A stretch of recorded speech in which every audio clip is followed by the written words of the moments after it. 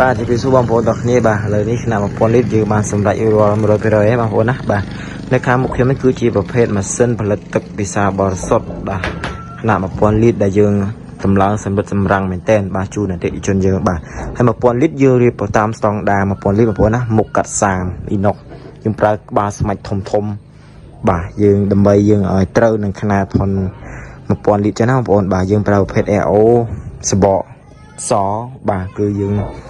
មិនធ្លាប់មាននេះប្រមុនមកបាទឥឡូវនេះយើងចេញបាទក្នុងឆ្នាំ2025នេះគឺយើងចេញបាទ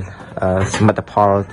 បាទថ្មីទៀតហើយបងប្អូនណាបាទចុះសម្រាប់ក្រុមលីត្រាបាទតែតែនាំអ្វីដែលថ្មី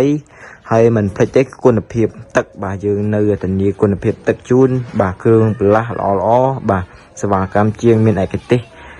បាទក្នុងការតម្លើងជូនអតិថិជនយើងបាទមកស្អាតអញ្ចឹងបាទផ្លូវយើងមកពីសៀមរាបយើងឆ្លងកាត់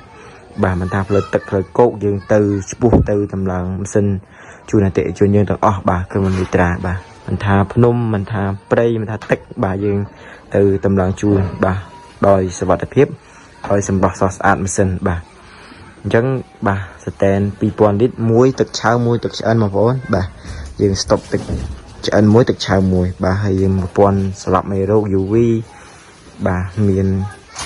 ទៅមកកាផ្លេបងប្អូនណាបាទមានមកកាផ្លេហើយនោះខាងនោះគឺកន្លែងយើងវិចខ្ចប់បាទហើយ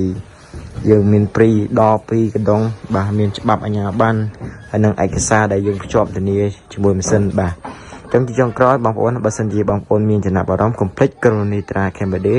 ឬបងប្អូនអាចឆាតចូល page ឬបងប្អូនអាចទំនាក់ទំនងលេខទូរស័ព្ទក៏បានដែរបាទសូមអរគុណបាទសូមគោរពលា